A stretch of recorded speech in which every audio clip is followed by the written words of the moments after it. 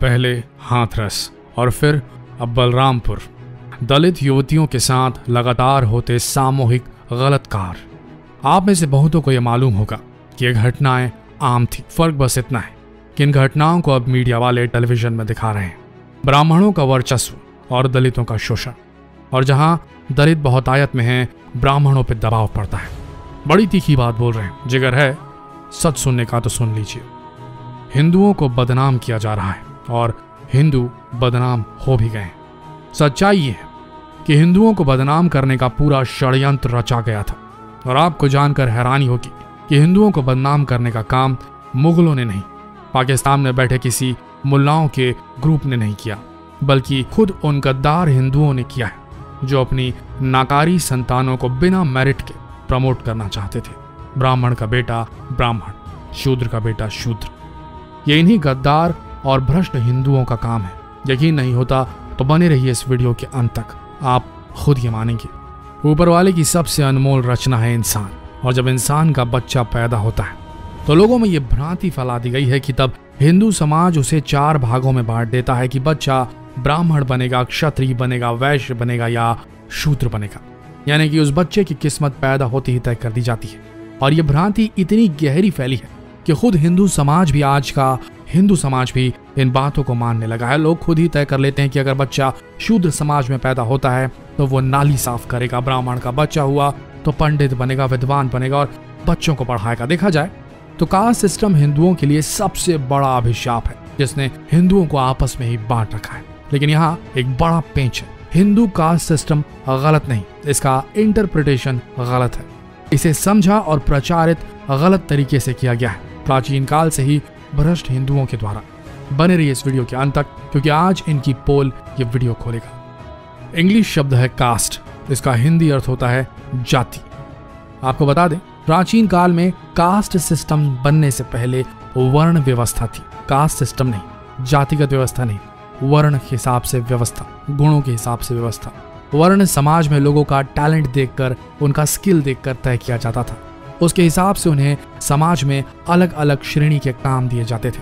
लेकिन caste system भ्रष्ट हिंदुओं ने बनाया और इसी ने एक दूसरे में भेदभाव डालना शुरू कर दिया। आज के हिंदू समाज में ना ही समानता है और ना ही जस्टिस। आज अगर कोई हिंदू लड़का एक हिंदू लड़की से शादी करने जाता है तो उसके सामने जाति की सबसे बड़ी दीवार खड़ी हो जाती है। हिंदुओं ने ही ये तय किया है कि कौन सी जाति उच्च कोटि की है और कौन सी छोटी। आपको यकीन नहीं होगा, लेकिन कास्ट सिस्टम का किसी वेद में उल्लेख नहीं है, लेकिन वर्ण व्यवस्था का है। वर्ण बेस्ड समाज का कई वेदों पुराणों में वर्णन है, और इसका वर्णन आपको भागवत गीता में भी मिलेगा, जिसमें श्री कृष्ण अर्जुन से कहते हैं कि इस पृथ्वी में जितने भी इंसान हैं उनकी पहचान उनके गुणों से होती है। अब आप खुद ही समझ लीजिए, गुणों से होती है, ना कि उनकी जाति से, ना कि वो किस कुल में पैदा हुए हैं। यहाँ तक कि महाभारत के शांति पर्व में भी कहा गया है कि अगर इंसानों को बांटना है तो उनको उनके गुणों के आधार पर बांटो। आप ही सोचिए, जब वेद पुराण ये कह रहे थे कि इंसानों को बांटना है तो उनके गुणों से बांटिए, तो फिर ये कास्ट सिस्टम कहाँ से पैदा हो गया? जबकि पुराने समय में लोगों को गुणों के हिसाब से ही उनका काम, उनका पेशा डिसाइड किया जाता था। जैसे कि आज भी कॉर्पोरेट वर्ल्ड में होता है। जब आप किसी नौकरी के लिए जाते हैं तो एक HR, ह्यूमन रिसोर्स डेवलपमेंट, जो देखता है वो बंदा आपके स्किल्स को टेस्ट करता है, आपके टैलेंट को टेस्ट करता है और उसी के हिसाब से आपको पोस्ट दी जाती है। वो HR आपके कास्ट को देखकर नौकरी नहीं देता। सोचिए, अगर कास्ट सिस्टम कॉर्पोरेट जगत में होता तो टैलेंट की कोई वैल्यू नहीं होती। आपको बता दें कि हर इंसान में 3 तरह के गुण होते हैं जो वो अपने अनुभव से अर्जित करता है। तो आइए जानते हैं कि वो 3 गुण वो कौन से गुण हैं जो वर्णों के हिसाब से फिर क्लासिफाई करते हैं। इसे एक उदाहरण से समझते हैं। मान लीजिए एक अच्छी खासी पार्टी चल रही है, आप उस पार्टी में जाते हैं, लोगों को देखते हैं और धीरे धीरे एक्साइटेड होने लगते हैं, उत्साहित होने लगते हैं। आप खूब सारे ड्रिंक पी लेते हैं और डांस फ्लोर पर अपना हुनर दिखाना शुरू करते हैं और बहुत जल्द ही उत्साहित हो जाते हैं। अगर आप भी इस तरह के हैं तो आपको बता दें कि इस तरह के लोग बहुत ज्यादा पैशनेट होते हैं, साथ ही साथ इनमें इमोशंस कूट कूट के भरे होते हैं और ये लोग गुस्सा भी बहुत जल्दी हो जाते हैं। इस तरह के गुणों को कहा जाता है राजस गुण।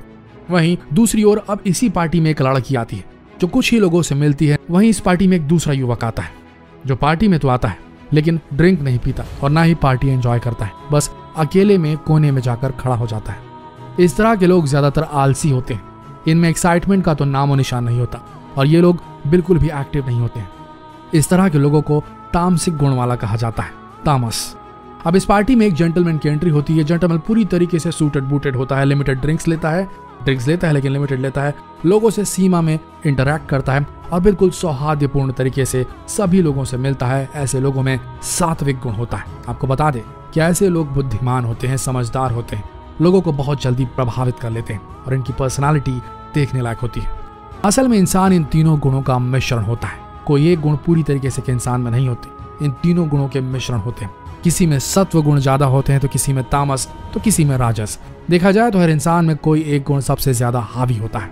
जैसे कि मानकर चलिए, अगर सड़क पर कहीं झगड़ा हो रहा है, झगड़ा इतना बढ़ जाता है कि हाथापाई तक बात आ जाती है, तब एक तामस गुण का व्यक्ति ये सोचेगा कि अरे मुझे क्या करना है इन सब में पढ़कर, और वो इस झगड़े को पूरी तरीके से इग्नोर करके सीधा चला जाएगा। तो ऐसा युवक तामस वाला होगा। वहीं राजस गुण का व्यक्ति बहुत जल्दी गुस्से में आ जाएगा और उस झगड़े में इन्वॉल्व हो जाएगा। लेकिन सात्विक गुण का व्यक्ति वो सबसे पहले पुलिस को कॉल करेगा और जरूरत पड़ने पर ही बीच बचाव में आएगा, पुलिस को सारी घटना का विवरण देगा। अब आप इन तीनों गुणों को तो समझ ही गए। आइए समझते हैं कि इन गुणों के हिसाब से प्राचीन समय में लोगों को किस तरीके से काम दिए जाते थे। मान के चलिए एक व्यक्ति है और उस व्यक्ति में इन तीनों गुणों का मिश्रण है। उसमें 70% तामसिक गुण है, 20% राजस गुण है और सिर्फ 10% सात्विक गुण है। इस तरह के गुणों के मिश्रण के व्यक्ति को हम शूद्र वर्ण का कहते हैं। जैसे कि आप देख रहे हैं, इस व्यक्ति में तामसिक गुण बहुत ज्यादा है तो ये व्यक्ति बहुत ज्यादा आलसी होगा और साथ ही साथ इसमें पैसों की बहुत ज्यादा भूख होगी। और इस व्यक्ति में सात्विक गुण बहुत कम है, यानी कि ये व्यक्ति बुद्धिमान तो बिल्कुल भी नहीं है।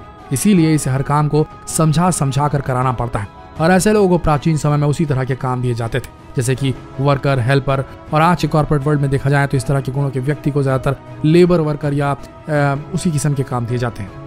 अब इस दूसरे व्यक्ति को लीजिए। इस व्यक्ति में 25% तामसिक गुण है, 40% राजस गुण है और 35% सात्विक गुण है। इस तरह के गुणों के मिश्रण के व्यक्ति को हम वैश्य वर्ण का कह सकते हैं। देखा जाए तो इस तरह के लोगों में सभी गुण लगभग समानांतर है और इस तरह के लोग होशियार तो होते हैं, साथ में बहुत जल्दी एक्साइटेड भी हो जाते हैं, लेकिन और इन्हें आराम करना भी बेहद पसंद होता है। तो पुराने जमाने में इस तरह के लोगों को मार्केट को संभालने का काम दे दिया जाता था, जैसे कि किसान, साहूकार, मर्चेंट। और आज के कॉर्पोरेट वर्ल्ड में देखें तो इस तरह के लोग को आप सीनियर एग्जीक्यूटिव या मिड लेवल मैनेजर पोस्ट पर ये लोग आपको मिल जाएंगे, क्योंकि इनमें तीनों क्वालिटीज लगभग बराबर होती है। आप तीसरे व्यक्ति को लीजिए। इसमें 10% तामसिक गुण है, 20% सात्विक गुण है, लेकिन इनके अंदर 70% राजस गुण है। तो ऐसे गुणों के लोगों को हम क्षत्रिय वर्ण का कह सकते हैं। ऐसे गुणों के लोग बहुत ज्यादा पैशनेट होते हैं और बहुत दिल लगाकर काम करते हैं, साथ ही साथ ये बहुत ज्यादा अग्रेसिव होते हैं, इसलिए अपने हर काम को तेजी से समाप्त करने की काबिलियत रखते हैं। लेकिन इनसे भी गलतियां बहुत ज्यादा होती है, उनकी जिंदगी बहुत कष्टदायक होती है। इन सब के अलावा ये बहुत ज्यादा रिस्क लेने वाले होते हैं, इसीलिए इन्हें बहुत ज्यादा क्षति भी होती है। मैं आपको बता दें कि प्राचीन काल में ऐसे लोगों को ऑर्डर मनवाने के लिए इस्तेमाल किया जाता था, सेना के पदों पर रखा जाता था। और आज की ही व्यवस्था में भी इन्हें छोटी पोस्ट पर, ऐसी पोस्ट पर जहां काम ज्यादा होता है, ऑर्डर्स मानने पड़ते हैं, वहां रखा जाता है। वैसे लोग क्षत्रिय वर्ण के कहलाते हैं। अब आइए अब आखिरी किस्म के व्यक्ति से मिलते हैं, जिसमें 10% तामसिक गुण है, 20% राजस गुण है, लेकिन इस व्यक्ति के पास 70% सात्विक गुण है। तो ऐसे क्वालिटी के लोगों को हम ब्राह्मण वर्ण का कह सकते हैं, क्योंकि इस तरह का कंपैरिजन अगर किसी व्यक्ति के अंदर होगा तो वेदों पुराणों का ज्ञान उसके अंदर कूट कूट के भरा होता है। ये लोग काफी बुद्धिमान होते हैं और इसीलिए इन्हें बेस्ट डिसीजन मेकर भी कहा जाता है। इसीलिए पुराने जमाने में इन लोगों को डिसीजन लेने के लिए रखा जाता था। साथ ही ये मंदिरों में पंडित भी होते थे और लोगों को शिक्षा भी देते थे। आज के जमाने में देखा जाए तो इस तरह के लोग कॉर्पोरेट वर्ल्ड में मैनेजिंग डायरेक्टर का रोल प्ले करते हैं, CEO का रोल प्ले करते हैं। ये कभी किसी की नौकरी नहीं करते, ये खुद का बिजनेस करते हैं, कंपनी के प्रेसिडेंट भी होते हैं। और इसी तरह प्राचीन काल में लोगों के गुणों को देखकर उन्हें काम दिए जाते थे। लेकिन आप जानते हैं कि हमेशा अपनी क्वालिटीज को, अपने गुणों को बरकरार रखने के लिए मेहनत करनी पड़ती है, लगातार सीखते रहना पड़ता है। इसी तरह मानकर चलिए अगर किसी ब्राह्मण का सात्विक गुण नीचे चला जाता है तो उसे आप शूद्र भी कह सकते हैं। वहीं अगर किसी शूद्र का सात्विक गुण बढ़ जाता है तो उसे आप ब्राह्मण भी कह सकते हैं। और ठीक इसी तरह कॉर्पोरेट वर्ल्ड में लोगों का प्रमोशन किया जाता है। जब उनके गुणों की क्वालिटी बढ़ जाती है तब उन्हें प्रमोशन दिया जाता है। वेद पुराणों में कहा गया है कि जब भी कोई बच्चा पैदा होता है तो वो शूद्र होता है, कोई और नहीं, शूद्र। जी हाँ, ये सच्चाई है, क्योंकि उस बच्चे में ना ही कोई क्वालिटी होती है, ना ही कोई स्किल होते हैं। व्यक्ति अपने गुणों को अपनी उम्र के साथ साथ बढ़ाता चला जाता है। जब वो स्कूल जाता है तो ज्ञान प्राप्त करता है, तब जाकर धीरे धीरे उसमें गुण उत्पन्न होने लगते हैं। इसीलिए ही पैदा होते ही साथ किसी को ब्राह्मण समझ लेना, शूद्र समझ लेना, ये सही नहीं। शास्त्रों के अनुसार शूद्र वर्ण को इंसान का बेस बताया गया है और बाकी जो वर्ण है जैसे कि ब्राह्मण, क्षत्रिय और वैश्य, उन्हें द्विजा वर्ण कहा जाता है, जिसका मतलब होता है दूसरा जन्म। तो इस हिसाब से आप समझ सकते हैं कि जैसे जैसे इंसान के गुणों में इंप्रूवमेंट होता है वैसे वैसे उसका वर्ण भी चेंज होता चलता है। और इसका सीधा उदाहरण आपको महाभारत रामायण में भी मिल जाएगा। महाभारत के रचयिता वेद व्यास जी को जानते ही होंगे आप, लेकिन आप में से कई लोग ये नहीं जानते होंगे कि वो एक शूद्र थे, जिनका जन्म एक मछुआरन के घर में हुआ था, जिनका नाम था सत्यवती। लेकिन अपने गुणों के कारण वो एक ब्राह्मण बने और महाभारत की रचना कर डाली। इसी तरह रामायण को वाल्मीकि जी ने लिखा था। वाल्मीकि जी बहुत ही ज्ञानी व्यक्ति थे और इन्हें वेद पुराणों का बहुत अच्छा ज्ञान था। और आप ये जानकर हैरान हो जाएंगे कि इनकी परवरिश भी एक शूद्र परिवार में हुई थी और इनका परिवार एक शिकारी था। लेकिन इन्होंने अपनी बुद्धिमत्ता से ब्राह्मण पद हासिल किया और रामायण की रचना कर डाली। लेकिन जैसे जैसे वक्त बीतता गया, कुछ लोगों ने अपने स्वार्थ के चलते वर्ण सिस्टम को पूरी तरीके से हटाकर कास्ट सिस्टम बना डाला और फिर लोगों की पहचान उनके सरनेम से होने लगी। अब लोग उनके गुणों से नहीं, उनके कास्ट से जाने जाते हैं। देखा जाए तो हिंदू समाज में हिंदुओं को बहुत ज्यादा गलत ज्ञान दिया जाने लगा है। कई लोगों का यह मानना है कि विष्णु जी के सर से ब्राह्मण पैदा हुए, उनके हाथों से क्षत्रिय पैदा हुए, उनके पैरों से शूद्र पैदा हुए और उनके पेट से वैश्य पैदा हुए, जबकि वेद पुराण और शास्त्रों में ऐसा कहीं भी उल्लेख नहीं। बल्कि वेद पुराणों में कहा गया है कि विष्णु जी का सिर ब्राह्मण है, उनका हाथ क्षत्रिय है, उनका पेट वैश्य और उनके पैर शूद्र है। और आपको बता दें कि वेद पुराणों में ऐसा जानबूझकर लिखा गया है ताकि लोगों के एक समूह को रिप्रेजेंट किया जा सके। जैसा कि मानकर चलिए कि विष्णु जी लोगों के इस ग्रुप को रिप्रेजेंट करते हैं, तो इस हिसाब से उस जमाने में ब्राह्मण डिसीजन मेकर होते थे और एक सोसाइटी को लीड करते थे। जैसा कि आजकल किसी भी देश की सरकार होती है जो लोगों के लिए निर्णय लेती है, और समाज के हाथ होते थे क्षत्रिय। जैसे आज किसी भी देश की आर्मी होती है, ठीक उसी तरह पुराने जमाने में होता था। पेट होता था वेश्य जैसा। आज के जमाने में देश में कंपनियां देश की इकोनॉमी को संभाल कर रखती है, और समाज के पैर होते थे शूद्र, जो लोग सर्विसेज देते थे। जैसे कि आज के जमाने में लोग गवर्नमेंट और प्राइवेट जॉब करते हैं और लोगों को सर्विसेज देते हैं। अब आप किसी भी देश और उसके स्ट्रक्चर को देख लीजिए, आपको ये चारों वर्ण नजर आएंगे। लेकिन यहीं पर कुछ लोग ऐसा मानने लगे कि ब्राह्मण लोग डिसीजन मेकर होते हैं, तो क्या उन्हें सुपीरियर मानने लगे, और शूद्र लोग सर्विस करते हैं तो क्या उन्हें इन्फीरियर माना जाए। तो आपको बता दें ऐसा बिल्कुल भी नहीं है, क्योंकि एक शरीर में जितना महत्व सर का होता है उतना ही महत्व पैर का भी होता है। देखा जाए दोस्तों, इस कास्ट सिस्टम को हटाकर अगर वर्ण व्यवस्था को वापस ले आ जाए तो लोगों के क्वालिटी और गुणों के हिसाब से उन्हें काम मिलेगा। लोगों को कास्ट सिस्टम से हटकर सोचने की जरूरत है, क्योंकि अगर किसी में अच्छी क्वालिटी से अच्छा गुण है तो व्यक्ति किसी भी डूबती हुई कंपनी या किसी भी देश को कामयाबी की सीढ़ी तक पहुंचा सकता है।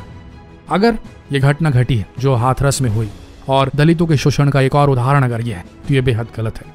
अगर भारत को आगे बढ़ना है तो कास्ट सिस्टम को छोड़कर वापस हिंदू समाज को वर्ण व्यवस्था की तरफ जाना होगा, नहीं तो यकीन मान के चलिए एक दिन ये भारत तबाह हो जाएगा।